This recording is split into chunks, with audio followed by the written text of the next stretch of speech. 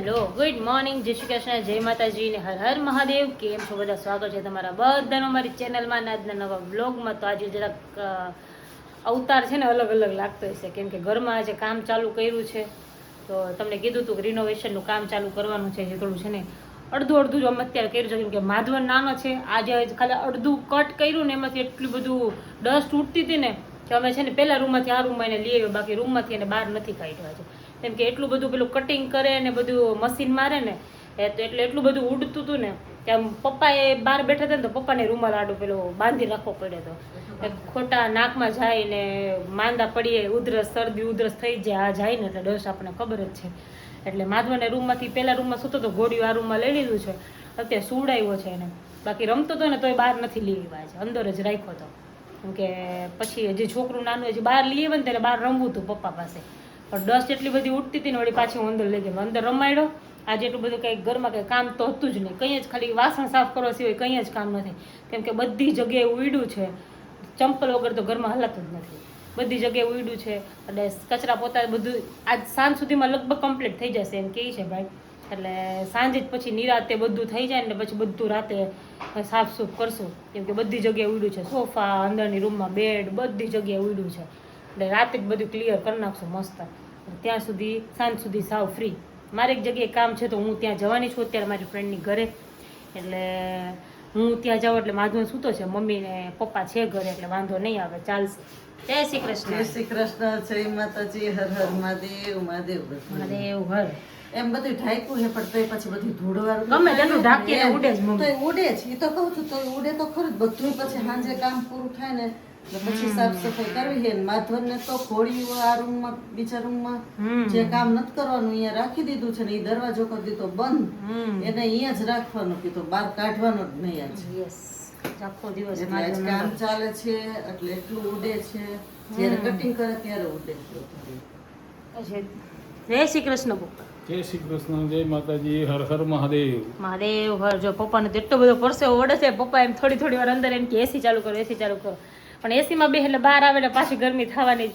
એટલે અંદર આજે માધવને એસી ચાલુ નથી કર્યું, એમને સુવડાવ્યો છે. કેમ કે આ રૂમમાંથી પવન આવે ને તો મેં એસી ચાલુ નથી કર્યું, એમને મસ્ત હૂતો છે તો હુવા જોઈએ એમ. એટલે અંદર સૂતો છે એટલે પપ્પા એમ કે એસી ચાલુ કરો, છોકરો એમને હૂતો છે. એસી ચાલુ નથી કરી, ભલે હૂતો. એ બહાર આવે, અંદર પપ્પા આવે એટલે થોડીક વાર બેસે ને કે હાઈ ઠંડક મેળવી, વળી બહાર આવે એટલે પાછા એટલા બધા થઈ જાય. એટલે ગરમ ઠંડુ એને કરવું એના કરતાં બપોરે કામ બંધ રાખીને સુવાય તો થોડીક વાર સૂઈ જાજો મસ્ત એસીમાં, એટલે પેલું થઈ જાય. અને આજે એટલો બધો તાપ લાગતો નથી ખાસ એવો, આજે ઓછું છે, પવન છે ને એટલે આજે એટલી બધી ગરમી નથી લાગતી. નહીં તો આમ રેવાય નહીં, પરસેવા નીતરે. મને એટલી બધી ગરમી નથી, તોય ટીપા પડે, એટલી બધી ગરમી થાય. પપ્પા શું વિચાર કરી દો પહેલાં? હાલો, અમુક વસ્તુ એવી હોય, અમુક વાત એવી હોય કે એ તમારા ઉપર ન વીતે ને ત્યાં સુધી તમને એ વસ્તુ સમજાતી નથી. સાચી વાત છે. મસ્ત આજે આ એક વસ્તુને રિલેટેડ પપ્પાએ કીધું આજે. It's okay. બધું જો અહીં કામ ચાલુ કર્યું છે મસ્તનું. જો આટલું જ, આ આટલો પટ્ટો કરવાનો છે ને અંદરના રૂમમાં. હજુ બધું લાઇટિંગનું કામ કરવાનું છે. આ પતી જાય પછી હા, આ પતી જાય ને પછી એનો વારો છે. હવે જો આ બધું હમણાં ગમે તેમ પડ્યું છે ને માધવન અહીંયા સૂતો છે, એમનું તો અંદર ચલાતું જ નથી એવું છે બધું. આ રૂમ એક ખાલી છે, બાકી બધે કરવાનું છે. હા, આજ સાંજ સુધીમાં પતી જશે ભાઈ કીધું. આવી ગયા છે ફાઇનલી. યસ, કામ બામ બહુ સારું છે એવું. જે પતી જશે સાંજ સુધીમાં, એટલે નવરા છે.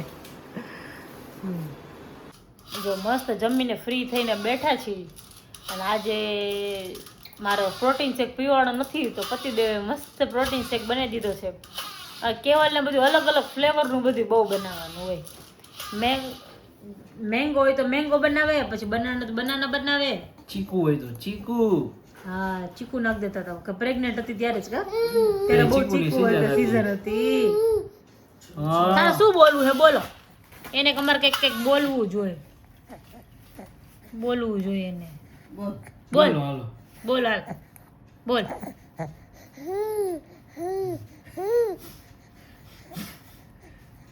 મચ્છર ઉડે છે કે હોય હતું એકાદું છે ઉડ્યું ને? જો મમ્મી ઉડ્યું હોય છે. જો હા બિંદુ કે ઈ જો ને આ મચ્છર કીચી કલી ગયું તું માં કાનાની ન્યા ન્યા ચકલીમાં એ કે મચ્છર દઈ દઉં મચ્છર તો છે નહીં આ રૂમમાં પણ વળી આવી ગયું છે હશે વળી એકાદી. હા, ખાઈ જાઓ, ખાઈ જાઓ, ખાઈ જાઓ. પાછો મેં તો મોડે ઘેર ગાલ પર કાંઈ નહોતું પછી ભૂતો ને હા. તો કઈ ગયું એરી કેમ તે માથે જ ફરે જો એરી ઈ મને થોડું દેખાય મમ્મી. એમને હા છે મચ્છર ન્યા ઉપર જ ફરે હે કેવાય હાલે મેંગો પ્રોટીન શેક પી લ્યો. જો હવે ઈ તો કહેવાય ને કે હાલો બધે પ્રોટીન શેક પીવા હે પ્રોટીન શેક માં તો ન બનાવવાનું મને કાલ સુધીમાં કામ પતી જશે કેવલ એવું કહી દીધું આજે જ પતી જવાનું હતું પણ થોડુંક ડિલે થયું તો કાંઈ એક વાંધો ભાઈ જતા રહ્યા હતા ને એટલે ઓલા ભાઈ એકલા હતા એટલે નહીં. આમાં એવું જ થાય. 2 દી 1 દી કહે ને એટલે ઈ લોકો એટલે આપણે 2 દી પકડીને જ હાલવાનું. એમ તો વાર જ લાગે ને કટિંગ કરવાનું કટિંગ કરતા કેટલી વાર લાગે કટિંગ કરવાનું ને આજે તો માધવનની ઊંઘ નથી થઈ. હું તો નહોતો ઘરે પણ પપ્પાએ મને કીધું કે આજ તો કે કાન્યું હોય કે હું તોય નથી કે ઓલા ઘીસ્યું ને એવું પાડે ને મશીન ચાલુ કરે ને એટલે આ ઝપકે રોવાનું ચાલુ બી જાય.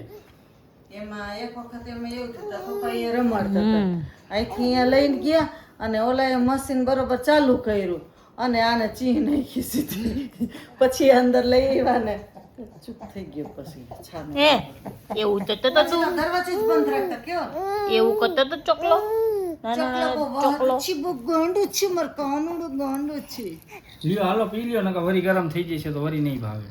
હા પણ અત્યારે તો ગરમ જ હાલી એટલું બધું ઠંડુ નથી હાલતું ને તો દાંત કવવા માંડે એને એમ કે હું બોલી એટલે તો પ્રોટીન વાળો બનાવ્યો. બોલો દીકા બોલો હા તે પણ કઈ ખવાતું નથી એટલે તો બનાવ તકલીફ ન પડે ને. મારા દીકરાની એ વાત છે બોલો વાતું કરો બધા તે હા મારા કાના માતે જ ખાવું પડે ને તો મોમાં કાંઈ નો કાંઈ હે ને હા. જો એને હું બધું બોલ નાખું મંડો બોલો મંડો હાલો બોલો જો